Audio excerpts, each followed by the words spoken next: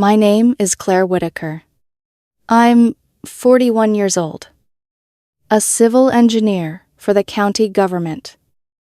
And I've spent most of my adult life studying how things collapse. Road shoulders, drainage channels, retaining walls, riverbanks. People think collapse is sudden. It almost never is. Most of the time, it starts quietly.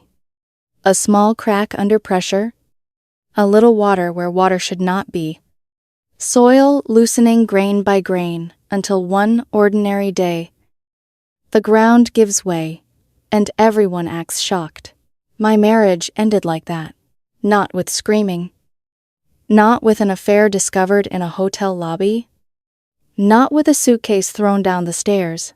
It ended on a Tuesday night in our kitchen when my husband looked at my hand on his shoulder and said, "Don't touch me." We had been married 13 years. Daniel and I met at a county planning meeting downtown almost 14 years ago. He was coordinating outreach for a nonprofit then. Charming in the effortless way some people are. He remembered names, made volunteers feel important, and could turn a dull budget discussion into something warm enough to sit through. I was the woman with rolled-up blueprints under one arm and coffee cooling in the other, talking too seriously about stormwater runoff. He laughed at one of my dry jokes. That was all it took. 3 years later, our son Noah was born. He is 9 now and believes erosion is the most fascinating force in nature. I may have encouraged that more than necessary for years. We were solid. Saturday mornings at the park. Daniel pretending he hated my old country playlists while somehow knowing every lyric. Noah on my shoulders at Clover Lake, throwing rocks into the water until his arm got tired. There were years when I thought the life we built was permanent. Then, about 6 months before everything cracked open, Daniel began disappearing while still sitting right in front of me. Dinner got quiet. Not still. Worse. Empty. I'd ask, "How was your day?" "Fine."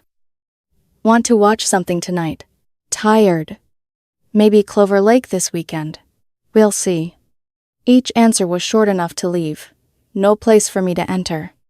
Then Vanessa came back into his life. Vanessa Cole, his ex-girlfriend from before me.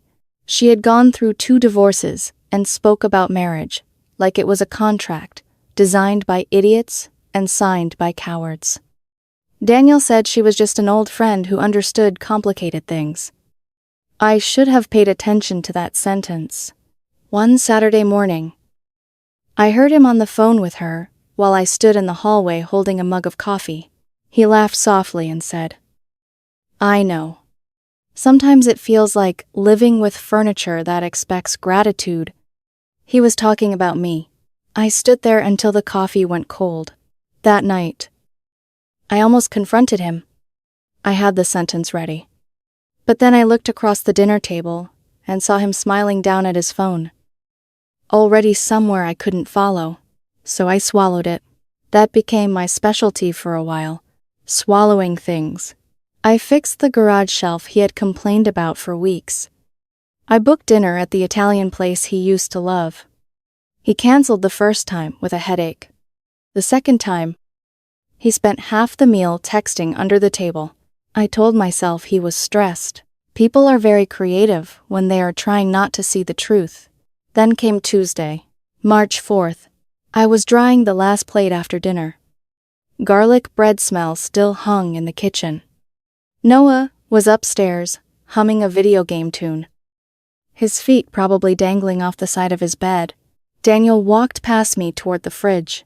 Without thinking, I touched his shoulder. Not possessive. Not dramatic. Just the simple married touch I had made 10,000 times before. He stopped, looked at my hand like it offended him. Then he said it. "Don't touch me." Not loud, not angry. That was what made it worse. He said it calmly, like he had rehearsed it. My hand dropped. For a second, I felt nothing. Then, my chest went hollow, as if someone had opened a drain inside me and let everything go. Okay, I said. That was all. I walked to the hallway closet, took out the old quilt, carried it to the living room, and laid down on the couch. I stared at the ceiling for nearly an hour. I heard Daniel moving upstairs, the bathroom faucet, a drawer closing, then silence. I was not trying to punish him. I was not playing a game. He said not to touch him, so I didn't. The next morning, I woke before everyone else, made coffee, packed Noah's lunch, turkey sandwich, apple slices, and the little note I always tucked inside. Then I left for work without saying good morning to Daniel. Not because I planned it, because something in me had gone still. That night, I talked to Noah about his science project. He explained how rivers carve canyons over time, with the seriousness of a professor giving testimony. Daniel watched me from across the table. "You're quiet tonight," he said. "Long day," I answered. He waited, maybe expecting more. There wasn't more. By Thursday, I had started carrying a small notebook in my jacket pocket. 2 years earlier, my friend Maya Fox had told me over coffee, "Claire, if life ever turns ugly, write things down. Dates, times, exact words. Memory gets emotional. Paper stays calm."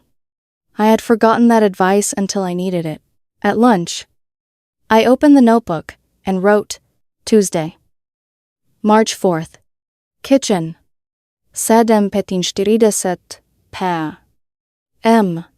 Daniel stated, "Don't touch me." No argument before statement. No provocation. I moved to couch.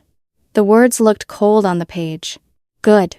Cold was better than broken. Friday night. Noah slept over at a friend's house. Daniel stood in the living room doorway while I read on the couch. "Are you coming to bed?"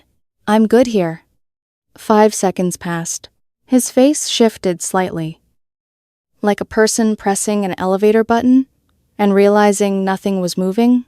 "Whatever," he said. He went upstairs. I wrote it down. Saturday morning. He made cinnamon French toast. My favorite. He hadn't made it in almost 2 years. He placed the plate in front of me with a careful smile. "Thought you might like this." "Thanks." I ate it, washed my plate, went outside to trim the hedges. Through the kitchen window, I saw him watching me. He wanted a reaction. Confusion. Gratitude. Hope. Enge. Something he could use to pull me back into the old pattern. But I had no performance left in me. Sunday night. Exactly 1 week after the kitchen. Daniel came downstairs at 10. I was on the couch with my notebook, beside a glass of water. "Why are you sleeping out here?" he asked. I looked up. "You told me not to touch you." This seemed like the clearest way to respect that. That was... He stopped. For once, Daniel had no polished sentence ready. His mouth opened, then closed. Then he turned and went upstairs without another word. I picked up the notebook. Sunday, March 10th. 10:12 p.m. Daniel asked why I was sleeping on couch. I referenced March 4th statement. Daniel did not dispute. Returned upstairs. The pen shook slightly in my hand. That was the first time I understood I was not documenting distance. I was documenting the beginning of the end. The following Monday, I called Maya from the parking lot at work. She answered on the second ring. "How bad is it?" she asked immediately. That was Maya. No small talk. No pretending. "I don't know yet," I admitted. "But I need to know where I stand." There was silence for a moment. Then she gave me the name of a family attorney, not flashy. She said, "No billboards. no television ads. But he pays attention to details. Details. At the time, I thought she was talking about legal strategy. Later, I realized she was talking about survival. The next evening, Daniel tried something different. When I came home from work, the dining room looked like a scene from 10 years earlier. Candles, good dishes, takeout from the Thai restaurant we used to visit before Noah was born. For a split second, my chest tightened. Because this was familiar, because part of me wanted desperately to believe this was genuine. Daniel smiled. I thought we could have dinner together. We did. We ate. We talked about Noah's school project, the weather, a new grocery store opening across town. Nothing real, nothing important. When I stood to carry dishes to the sink, Daniel touched my arm. Just briefly, a light brush of his fingers, the same kind of touch he had rejected a week earlier. I didn't pull away. I didn't react at all. I simply continued washing dishes. When I glanced up, he was watching me, carefully, evaluating, measuring, trying to determine whether something was working. That bothered me more than the touch itself. That night, I wrote everything down. Wednesday morning, I met with the attorney. His name was Robert Keller, mid-60s. Gray hair, patient eyes, the type of man who looked like he had spent decades listening to people destroy their own lives. His office smelled faintly of coffee and old books. I handed him the notebook.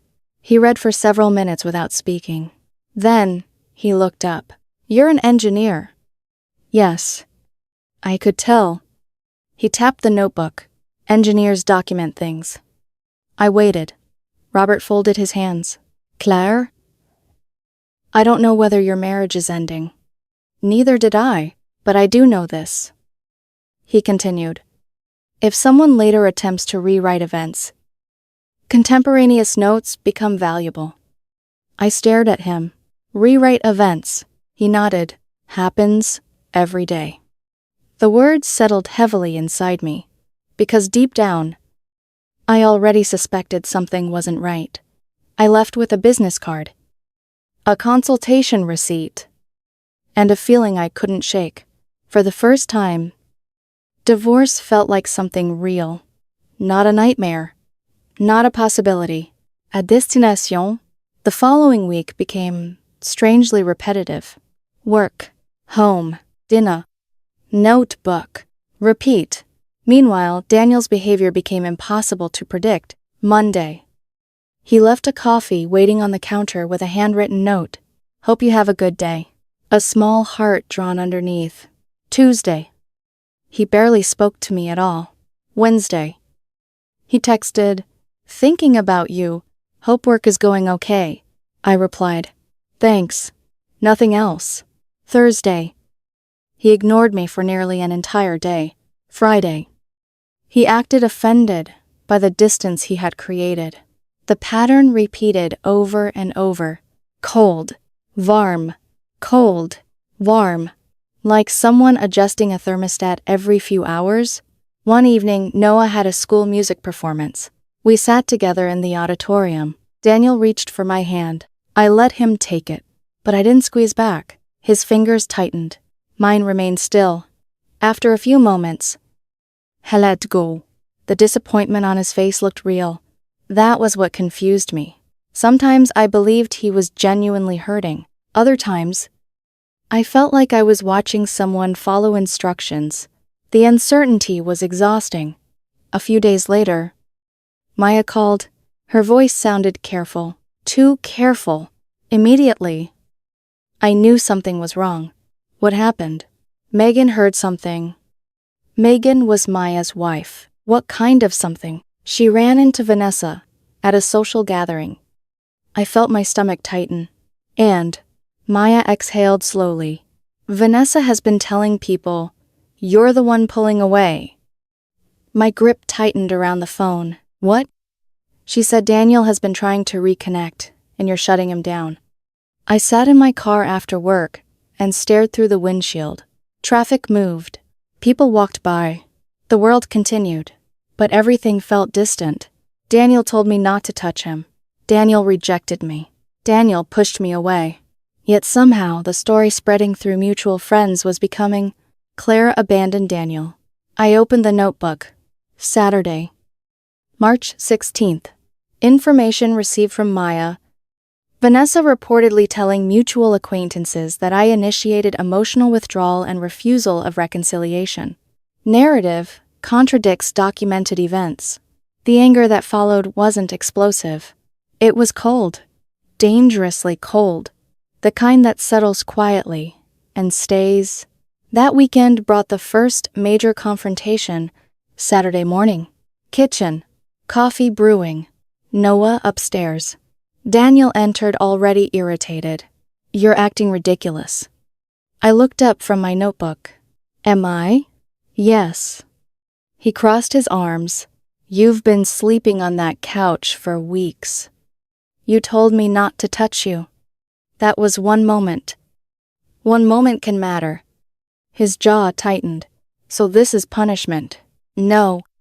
Then what is it? I met his eyes. Respecting what you asked for. The silence that followed felt sharp enough to cut. Daniel slammed a cabinet's door. Glasses rattled inside. Then he stood there waiting. Waiting for me to yell. Waiting for me to fight. Waiting for something. Instead, I opened the notebook and started writing every word, every reaction, every detail. His face changed for the first time. He looked nervous, really nervous. Without another word, he walked away. That night, he came downstairs around 11. The house was dark. Only the television glow lit the room. I was awake. So was he. Claire. I looked over. His eyes looked tired. I can't sleep. I'm sorry. Please come upstairs. 3 weeks earlier. Those words would have broken me. Now they only made me sad. I can't. He stood there for nearly a minute, then slowly returned upstairs. A few minutes later, I heard crying through the ceiling. Real crying. Not loud. Not dramatic. Quiet. Steady. The sound stayed with me all night, because for the first time, I wasn't sure whether Daniel was manipulating me, or regretting everything. And honestly, that uncertainty hurt more than either answer. Sunday morning. Noah came downstairs carrying a bowl of cereal. He sat beside the couch. Mom. Yeah. Buddy. Did you and Dad have a fight? My heart sank. No. Then why are you sleeping down here? Children notice everything. Even when adults convince themselves they don't, sometimes grown-ups need space. He thought about that, then looked at the couch. It can't be comfortable. I laughed, despite myself. No, not really. Noah disappeared upstairs. A minute later, he returned, carrying a green dinosaur pillow, his favorite pillow. He held it out to me. You can use this? The simplicity nearly broke me. I pulled him into a hug, and for the first time in weeks, I had to blink back tears, because whatever was happening between Daniel and me, Noah was the only person in the house who wasn't playing a game. The following Thursday. Everything changed. Up until then, I had been documenting behavior, patterns, conversation, contradiction, but I still believed there was a chance I was missing something, a misunderstanding, a perspective I couldn't see. Then Maya told me something that rearranged every moment of the previous month. We met at a diner after work. The same booth we always used. The same burnt coffee. The same old jukebox in the corner. Yet the entire world felt different before she even spoke. Maya set her coffee down carefully. I wasn't sure whether to tell you. My stomach tightened. Tell me what? She looked around first, making sure nobody was listening. Then lowered her voice. Megan attended Vanessa's book club last week. I immediately felt cold. And Maya hesitated. Vanessa was coaching Daniel. The noise of the diner seemed to disappear. every conversation, every plate, every chair scraping against the floor. Gone? What do you mean coaching? Maya swallowed. Step by step. I stared at her. She continued. Push Claire away emotionally. My pulse accelerated. Get her sleeping somewhere else. I didn't move. Document her withdrawal. The coffee suddenly tasted bitter. Then claim abandonment. The sentence landed like a hammer. I sat perfectly still, unable to speak, unable to breathe properly. Maya looked genuinely uncomfortable. Megan heard everything. I stared through the diner window. Cars passed outside. Normal people, living normal lives. Meanwhile, my entire marriage was being rewritten in real time. Every memory from the previous month suddenly rearranged itself. The rejection, the confusion, the candles, the Thai food, the crying, the sudden affection, the accusations, the public narrative. None of it looked random anymore. It looked organized, like someone following instructions, and Vanessa was holding the script. For several minutes, neither of us spoke. Finally, I asked the question that mattered most. Would Megan put that in writing? Maya nodded immediately. She already offered. For the first time in weeks, I felt something stronger than grief. Clarity. That night, I sat on the back porch after Noah went to bed. The air was cold, the sky clear. Inside the kitchen window, I could see Daniel loading dishes into the dishwasher, looking completely normal. Looking like a man trying to save his marriage. Looking like a husband. But now I knew there were two versions of Daniel, the one inside the house, and the one reporting back to Vanessa. I called Robert Keller. He listened carefully, then asked only one question. Will Megan sign a statement? Yes. Good. A pause. Then, don't stop documenting. The next 2 weeks became impossible to ignore, because once you see a pattern, you can't unsee it. Monday morning, coffee waiting for me. Tuesday, silence all day. Wednesday, a text message. Miss you. Thursday, 23 hours without speaking. Friday, an emotional conversation about how distant I had become. Every cycle felt identical, predictable, rehearsed. Then came Sunday evening, the moment that destroyed whatever trust remained. I was carrying groceries through the side entrance. The garage door was partially open. Daniel was inside, on the phone, speaking quietly, urgently. I froze. Vanessa. I recognized her name immediately. Nothing's working. Daniel said. My grip tightened on the grocery bag. I tried dinner. Silence. I tried being emotional. Another pause. Then, she just keeps writing in that notebook. I stopped breathing. What notebook? Vanessa asked. I don't know. She carries it everywhere. My chest tightened. I stood there completely still, listening to my husband discuss me like a failed project. Like a strategy that wasn't producing results? Like a game. A game he was losing. I quietly backed away. Walked around to the front door. Entered loudly enough for him to hear. Then sat on the couch. Opened the notebook. And wrote every word. Verbatim. Time-stamped. Documented. That night, I barely slept. Not because I was shocked, because I wasn't. Not anymore. What hurt was realizing how thoroughly trust had been dismantled. Every smile became suspicious. Every apology questionable. Every vulnerable moment uncertain. The next Friday delivered the cruelest test of all. I came home from work. Daniel was sitting alone at the kitchen table. No candles, no flowers, no performance. Just him. His eyes looked exhausted. Well, like he hadn't slept. For a moment, he reminded me of the man I married. Not the man following Vanessa's instructions. The real Daniel. The one who used to stay awake all night when Noah had a fever. The one who cried during our wedding vows. The one who once drove 3 hours during a snowstorm because I mentioned wanting my grandmother's soup recipe. When he spoke, his voice cracked. I miss you. 3 simple words. And somehow they hurt more than all the others. Because they sounded real. I stood frozen. I miss you too.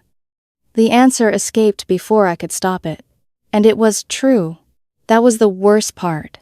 Despite everything, I still missed him. Daniel stood, walked slowly toward me. Neither of us spoke. Then he rested his forehead against mine. A gesture we had shared for years. No manipulation.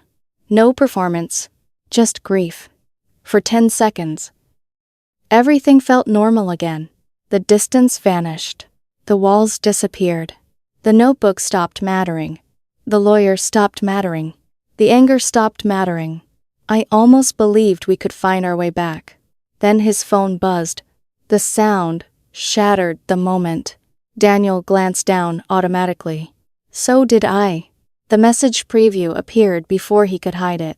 3 words. Is she buying it? Vanessa. For a second, nobody moved. Daniel immediately flipped the phone over. Too late. I had already seen it. Everything inside me went still. Not angry. Not devastated. Solid. Like wet cement hardening. The kitchen remained exactly the same. The same lights. The same table. The same refrigerator humming quietly. But something fundamental changed. Because at that moment I finally understood, even if some of his emotions were real, the manipulation was real too. And I could no longer separate one from the other. I need some air. My voice sounded strangely calm. Daniel looked terrified. But I walked outside before he could speak. I sat on the porch, opened the notebook, and began writing. Friday, March 22. Daniel expressed emotional vulnerability. Physical contact initiated. 8:43 p.m. Text received from Vanessa. Is she buying it? Message concealed immediately afterward. Entire interaction appears coordinated. I stared at the page for a long time, then added one final sentence. Trust may no longer be recoverable. For the first time since this began, I wasn't documenting a marriage in trouble. I was documenting evidence. And deep down, I already knew where that road ended. 4 days later, I stopped wondering what to do. The decision had already been made. I simply hadn't admitted it to myself yet. Tuesday evening, exactly 4 weeks after Daniel looked at me in our kitchen and said, "Don't touch me." I came home carrying a manila folder. Inside was everything. 28 days of notebook entries. Megan's signed statement describing what she overheard at Vanessa's book club. Phone call notes. Timelines. Dates. Times. Facts. Nothing dramatic. Nothing exaggerated. Just the truth. Noah was spending the evening with Maya and Megan. I had arranged that deliberately. This conversation didn't belong in front of a child. Daniel was making dinner when I walked in. He smiled automatically, then saw the folder. The smile disappeared. What's that? I set it on the kitchen table. Sit down. Something in my voice made him obey immediately. The room felt unnaturally quiet. I opened the folder, then I began. March 4th. The kitchen. His statement. March 10th. The couch conversation. March 16th. The false story being spread through friends. March 22nd. The text message. Is she buying it? I walked through every event calmly, methodically, like presenting engineering findings to a review board. No emotion. No accusation, just evidence. As the timeline unfolded, Daniel's face changed repeatedly. Confusion, recognition, fear, then finally panic. Real panic. Not performance. Not manipulation. Actual panic. Claire. His voice broke. I continued. The emotional withdrawal. Claire. The contradictory behavior. His breathing quickened. The coordination with Vanessa. Please stop. I closed the folder. Silence settled between us. Daniel looked smaller than I had ever seen him. For the first time in years, he seemed stripped of every defense, every excuse, every carefully prepared explanation. Finally, he whispered, "It wasn't supposed to happen like this." I stared at him. "No." Tears appeared instantly. "No." I laughed softly. Not because anything was funny, because there was nothing else left to do. "Then tell me how it was supposed to happen." Daniel looked down. For several seconds he couldn't answer. Then the truth finally arrived. Not polished, not rehearsed. "Raf, I wanted you to fight for me." The words hung in the air. I felt my stomach twist. "What? You stopped fighting months ago." I blinked. "I stopped fighting. You stopped arguing. You stopped pushing back. You stopped demanding answers." I stared at him in disbelief. Daniel wiped his face. I felt invisible. The irony was almost unbearable. For months, I had felt exactly the same way. I told Vanessa, "I didn't know how to get your attention anymore." His voice shook. She said, "People only value things they might lose." I closed my eyes. Of course she did. Of course Vanessa had sold him a strategy, a formula, a shortcut, something easier than vulnerability, something easier than honesty. She said, "If I took control, I'd know whether you still cared." I looked at him, and this was the plan. Tears rolled freely down his face now. "No." His voice cracked. "The plan wasn't supposed to become this, but it did." He nodded, slowly, defeated. "Yes?" The silence that followed felt enormous, the kind of silence that changes lives. Eventually, he looked up. His eyes were red, terrified, broken. "Can we fix this?" Months earlier, I would have answered immediately. Now, I couldn't because I genuinely didn't know. The problem wasn't the notebook, or the lawyer, or Vanessa. The problem was trust. Trust is strange. It takes years to build, minutes to destroy, and once destroyed, nobody can guarantee it comes back. I don't know. The answer nearly destroyed him, but it was the truth, the only truth I had left. Then, I slid the folder toward him. "This goes to my attorney tomorrow." Daniel stared at it, then nodded. Not arguing, not negotiating, understanding, because deep down he already knew. The next morning, Robert filed. 3 months later, the hearing took place. It wasn't dramatic. No shocking courtroom speech. No television-style confrontation. Just evidence. Documentation. Facts. The notebook mattered. The timeline mattered. Megan's statement mattered. The text mattered. Most importantly, consistency mattered. The judge reviewed everything carefully, very carefully. When the hearing ended, primary custody remained with me. Noah would continue living in the family home. Daniel received regular parenting time. The decision wasn't punishment. It was stability. For Noah, for everyone. Afterward, Daniel sat alone in the hallway outside the courtroom, looking exhausted, looking older. I almost felt sorry for him. Almost. But consequences don't disappear simply because someone regrets creating them. Summer arrived. Life became quieter. Noah adjusted better than either of us expected. Children are resilient when adults finally stop lying to each other. Daniel stopped speaking with Vanessa, at least as far as I know. I never checked, never asked. It no longer mattered. One afternoon, Noah found the notebook in a kitchen drawer. "Mom?" I looked up. He held it in both hands. "What's this?" For a moment, I considered explaining everything. The marriage, the lies, the evidence, the court case. Instead, I smiled. "It's just something I used to keep track of important things." He opened it, studied a page, wrinkled his nose. "It looks boring." I laughed. "It is." Apparently satisfied.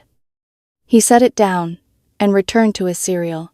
That night, I placed the notebook back in the drawer and realized I hadn't opened it in weeks. I didn't need it anymore. The story was finished. A few Fridays later, Daniel arrived to pick Noah up for the weekend. Noah ran upstairs to grab his backpack, leaving us alone at the front door. For a moment, neither of us spoke. Then Daniel quietly said, "I'm sorry." I waited, not for losing the house. His voice trembled, "Not for the lawyers. A pause, for that Tuesday." I looked at him, for saying "don't touch me," when what I really meant was I didn't know how to let you in anymore. My chest tightened, because for the first time in months, I believed him, not because trust had returned, but because there was finally no advantage left in lying. I think I was lost long before that night. He continued. His eyes filled again. I just didn't know how to say it. I nodded. Nothing more. No forgiveness. No reconciliation. No dramatic ending. Just acknowledgement. Sometimes that's all that's left. Noah thundered downstairs a moment later, backpack bouncing, energy exploding in every direction. He hugged me hard, then grinned. "Mom, don't forget my dinosaur pillow." I laughed. "I won't." They left. I stood at the front window, watching the car disappear down the street. Then I walked outside, sat on the porch step, the same step where I had spent so many nights writing in that notebook, the same step where I learned the difference between love and proof. Daniel told me not to touch him, so I listened. What neither of us understood then was that the marriage itself was asking the same thing. Leave it alone. Stop forcing it. Stop pretending. And once I finally listened, the truth revealed itself, one dated entry at a time. The notebook didn't save my marriage. It saved my reality. And sometimes, when everything else is falling apart, that's the only thing left worth saving.